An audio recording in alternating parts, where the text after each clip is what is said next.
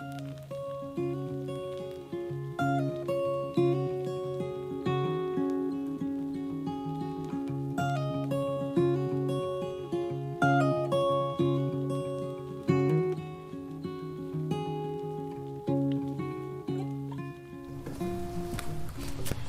morning, everybody.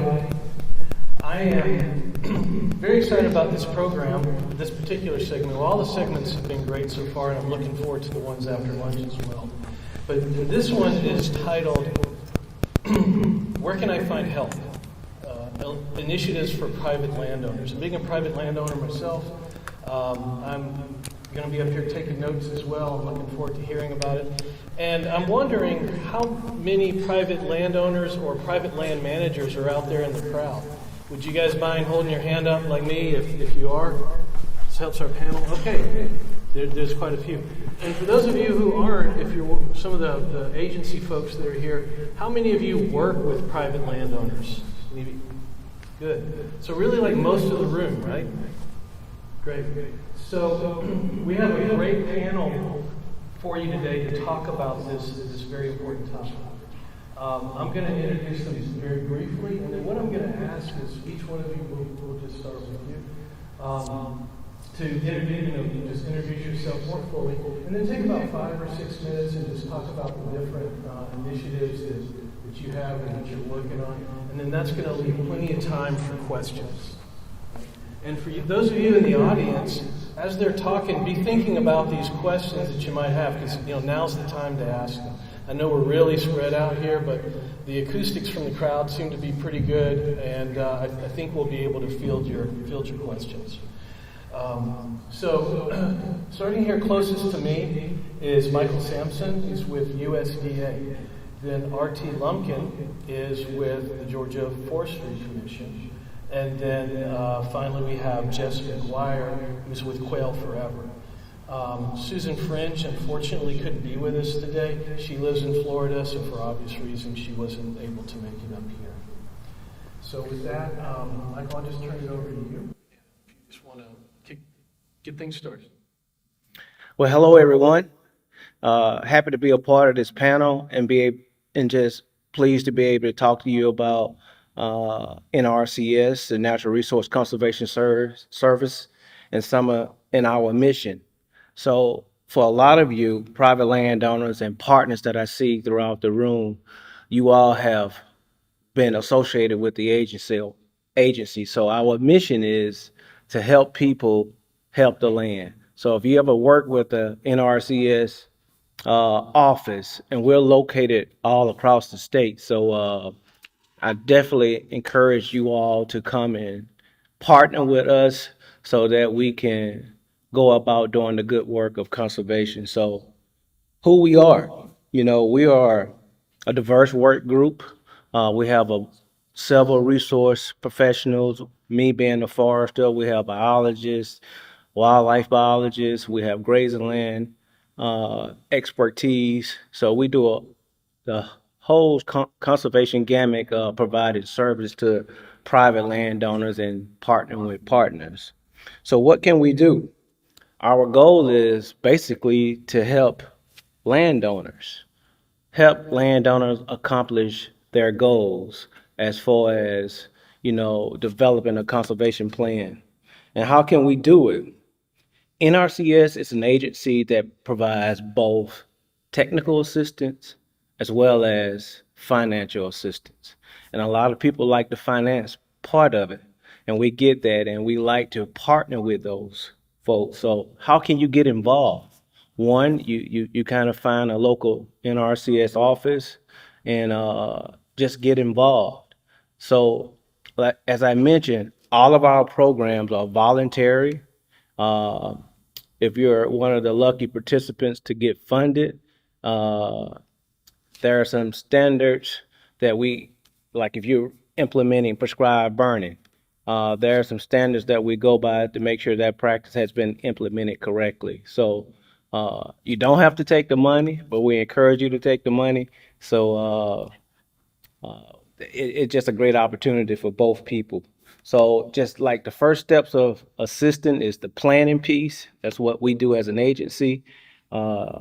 We write a conservation plan for you. There's an application piece. Fill out the application, and we like to determine who's eligible. We'll help you with that, and we rank those applications. And hopefully, throughout the ranking process, green rises to the top that you will get funded for the implementation of your plan. So, with that, please reach out to us, and I look forward to conversation.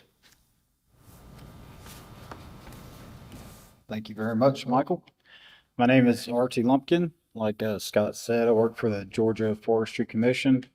And about 5 years ago, our great partners like NRCS and DNR and several more decided that we needed some extra resources in kind of west central Georgia to get more prescribed fire on the ground.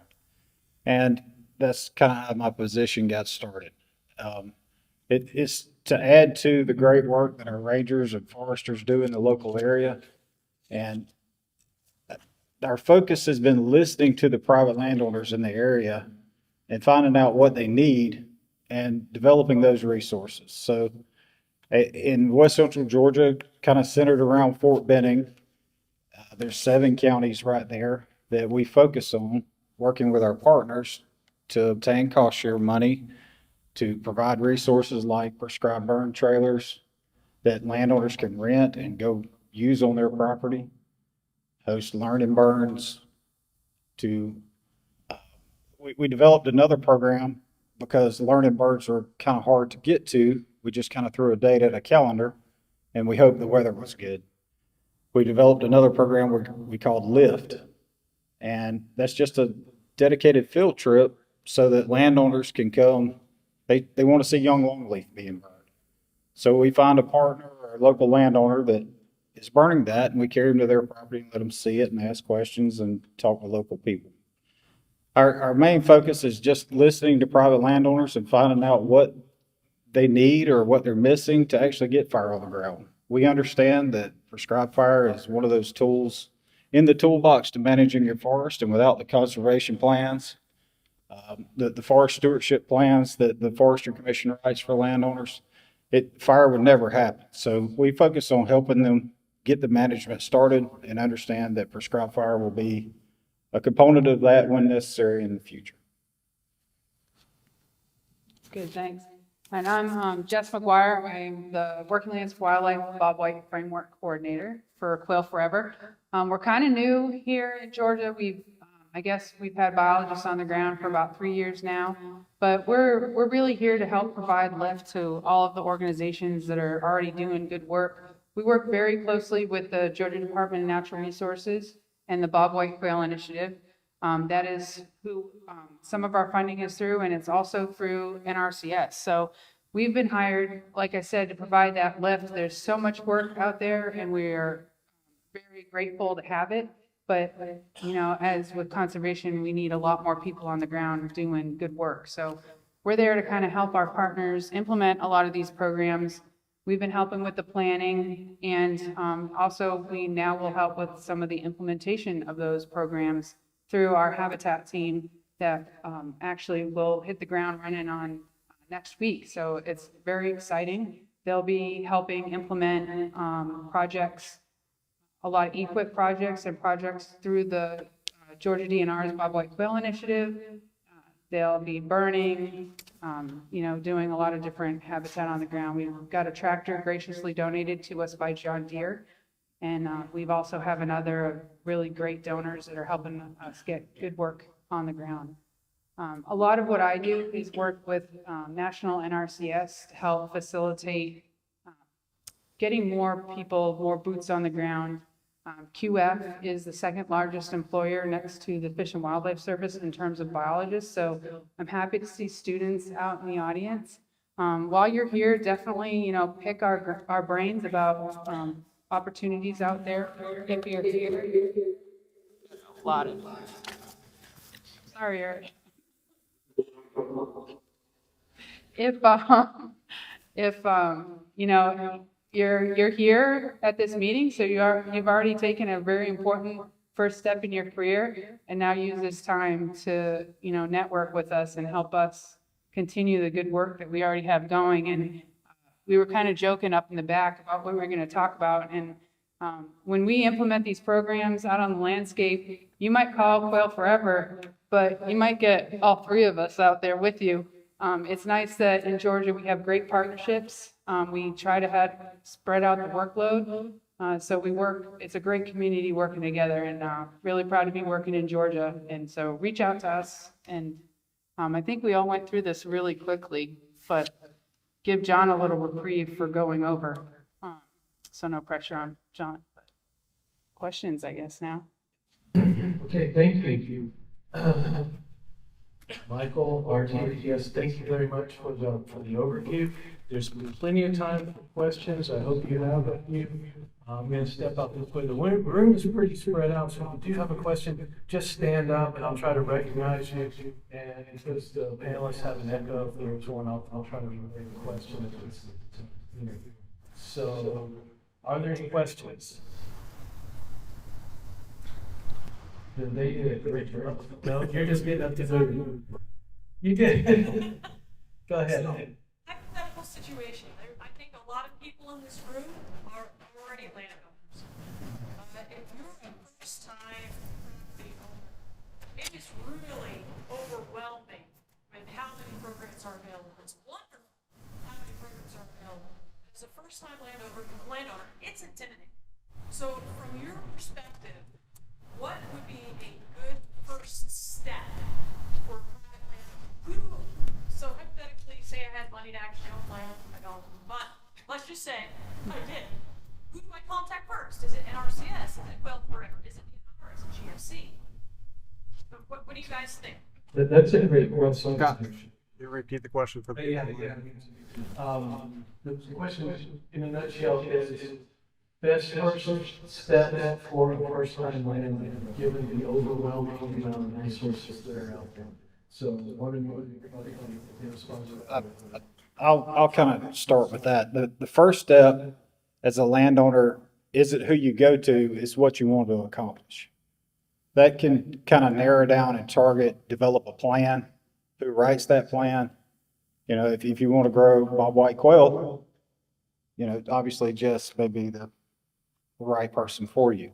If you're trying to grow the tallest, straightest trees and have some wildlife value, the Forestry Commission may be a good option, you know, or NRCS.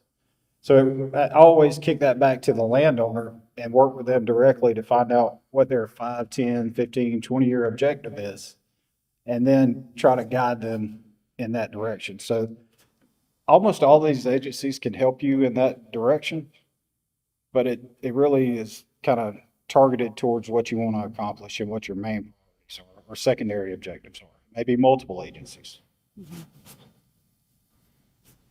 Good job, RT. That was a great question. And, you know, in the world of conservation, forestry, a solid answer that we always relay to customers is, it depends. Yep. What is the objective? But you're exactly right. It is intimidating. But the good thing about Georgia, in the conservation world, we all partner with each other. So with this great partnership, as Jessica mentioned earlier, you may get all three of us on a site. But hopefully you may get 3 different opinions and 3 different conservation plans, but we're going to provide you that information, and hopefully we can get your project planned for whatever that resource that we're planning towards, and hopefully we can help you achieve some of your goal with some financial assistance. So you're right, it is intimidating, but I encourage landowners still knock on the door, visit with your local resource agency, and we'll try to provide some assistance. No, I don't have much to add. That was great. I know as a landowner that has, you know, had some roadblocks myself, it's not to give up too. If you walk into an office and you hear, no, that doesn't really sound like it'll work. You're the landowner, it's your property. If that's what you want to do, just keep seeking out help. And, you know, any of us are going to be able to help. And, you know, our biologists and DNR biologists are great at helping the landowner figure out, maybe streamline those goals a little bit, help you bite off little bits, because that's a lot of things too, is what we have to do is manage expectations and help that landowner understand what's realistic, what the realistic timeline is going to be. And that's often the hardest first step with a landowner, is to help them recognize what is reasonable for them to achieve in the timeline they have in their minds. And we all work together, and if you call, a QF biologist and they need to pass it off, it's no problem. You might talk to a few people before you get to where you think you need to be, but just as part of the process, and be patient. I do want to add one quick thing. The LIFT program that I mentioned earlier is kind of designed around that very concept. You don't really know where to go, and if I told you something, you really don't know whether to believe it or not. But if I tell you, when you clear cut this and plant it back in trees and start burning, I can carry you to other landowners in an area and show you those different stages. So it's not just you trusting me without knowing me. We can develop a plan to look at different properties and different techniques that happen that you may want to follow. So we customize that to individual landowner needs so that you can learn what you need to learn. Okay, thank you. There's still time for any other questions. Please stand up. I'm a landowner, and I'm more concerned with the overwhelming number of applicants for a limited number of cost share dollars. I've been applying for and benefiting from occasionally cost share on my property for the last decade. But as time has gone by, it seems like there are more people applying for fewer dollars. Paperwork is getting more and more onerous. The NRCS and other personnel doing the application, it seems to be less efficient as a process, and have decreasing odds of actually getting any cost share. Can you comment on that? Okay, terrific questions as well. So, for panelists and those in the audience, the essence of that question is more and more landowners chasing fewer dollars, paperwork and administrative requirements to apply for those dollars getting greater, and sort of panelists, if you guys have any comments on that. Hey, that's another real question. That's a great question, and we're faced with that question all the time. Yeah, there's extremely paperwork, and that's good and bad to your comment.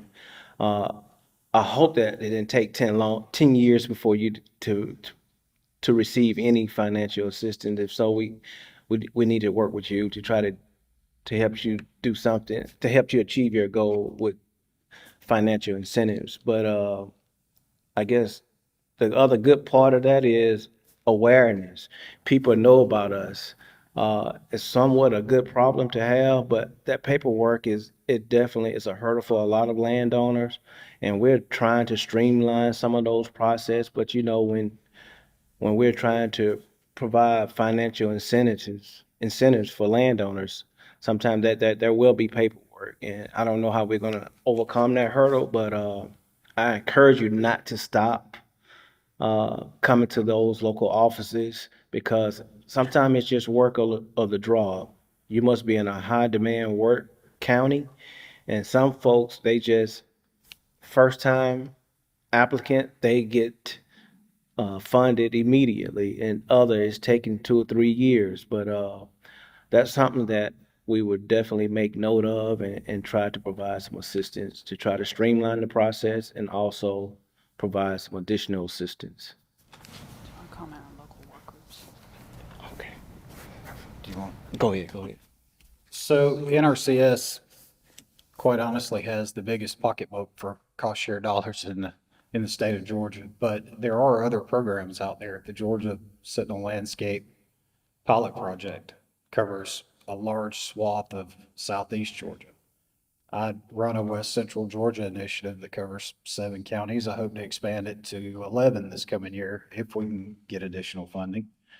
Um, there, there are multiple other programs that are out there that may better fit your need. U.S. Fish and Wildlife Partners Program has some of the dollars for prescribed burning. So depending on what county you're in, networking and meeting with these multiple partners and just asking those questions, is there anything else you may want to burn this year? And sometimes with NRCS, you may be signed up today for next year or 2 years from now, or maybe CSP plan for the next 10 years. So it really depends on the situation for each landowner, but no, there are southern pine beetle programs through the Forestry Commission. Each have different rates. The different counties have different priorities, so I don't know what county you're in, but you very well could be another opportunity out there that could assist you with that. Also, I encourage you to get involved with your local county work committees. Those are very good committees. So if you're a forestry landowner and the local county priority is grazing, so they may be putting more emphasis towards grazing than forestry.